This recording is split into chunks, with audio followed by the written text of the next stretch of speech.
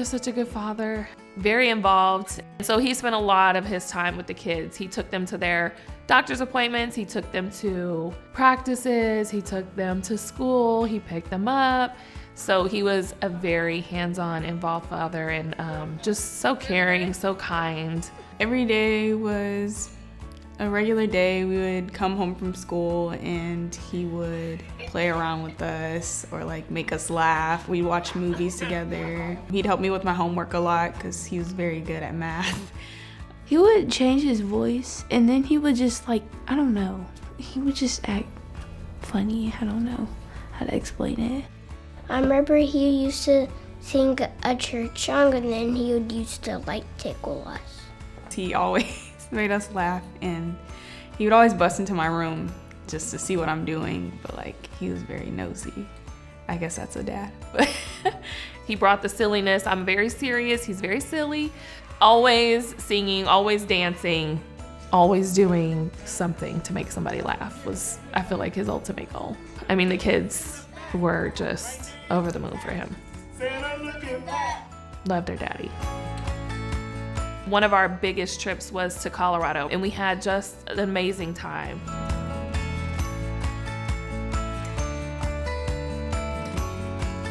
So we found out I was pregnant, and then we left the next day and we went to Colorado. It was just so beautiful, so that was really nice.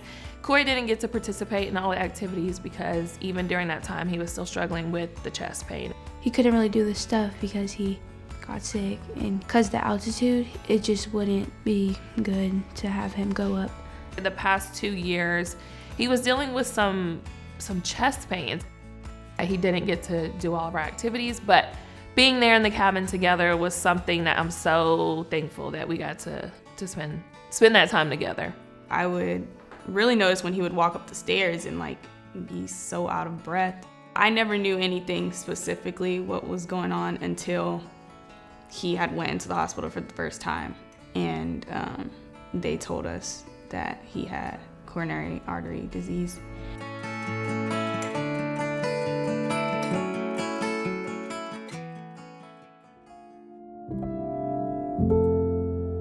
We ate, we played cards, and all the kids were there. It's probably closer to 8:30, 9 p.m. at this point.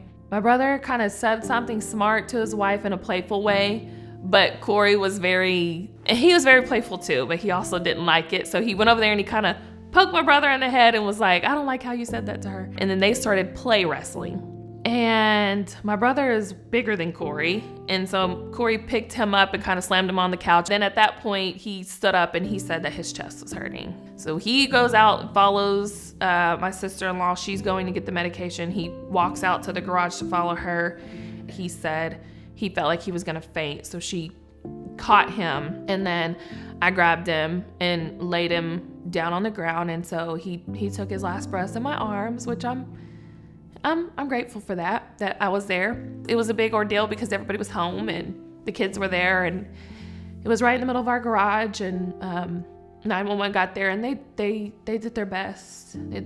So I show up at the house and the ambulance is outside. It all escalated really quickly. Me and my siblings thought that he was just gonna go to the hospital again because that's what happened last time, and we thought he was gonna be back. While I was there at the hospital, the kids had so much hope. CJ had this shirt that I had bought him that said strong like dad, and Mariah put that shirt on him and sent me the picture while I was sitting at the hospital. So that was really hard because of course we all had hope that he was gonna pull through. Once we finally got back in the groove, I've gotta get back to work, and the girls have got to get back to school. My dad would take me to school too, so that was just another hard thing, going to school and then everybody talking about their dad and all of that. I didn't like it. There was some struggle with just being able to focus and get through those days and get through the work and not be feeling overwhelmed. And Mariah even still struggles with that today. After that night, it was just the anger was so intense. I really couldn't cry or anything. I just felt numb. It's been even hard for me because I'm just one parent, and I'm trying to make sure that all my kids are doing good. And It's just, oh my gosh, it's so sad. It's so hard.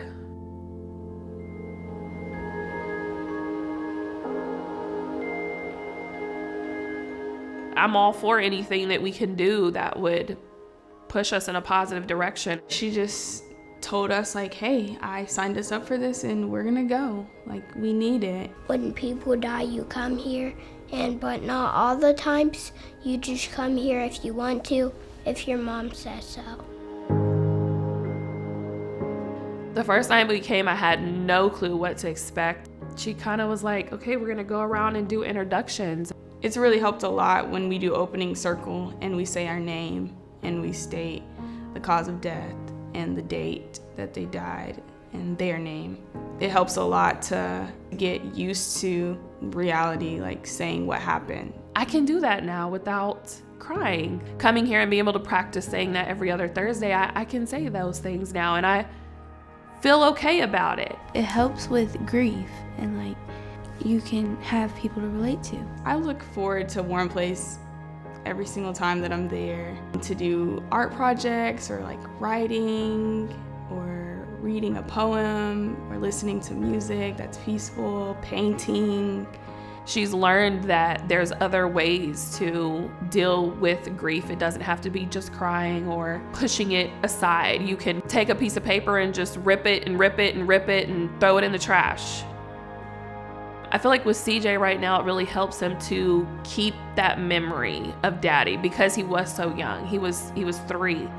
There's been days when we've said that, there's too much traffic or we just don't feel like it tonight, and Marissa will be the one to say, no, like we're going to Warm Place, like we have to go. I love Warm Place. Without Warm Place, I wouldn't have all those different resources to be able to express my grief in the different ways that I have. I'm so thankful that people can find it in their heart to give to such a place that would provide a service to us for free. You know, losing a loved one is very hard and difficult, and the journey is so long. It blows my mind that people do this for free and come and volunteer here to help us. And I'm so grateful for all the people that donate to the Warm Place. It's such a great and amazing feeling to know that all these people are donating to something so important to us. Just thank you. Thank you for your heart to give to grieving families. Thank you for donating. Thank you for donating for the Warm Place.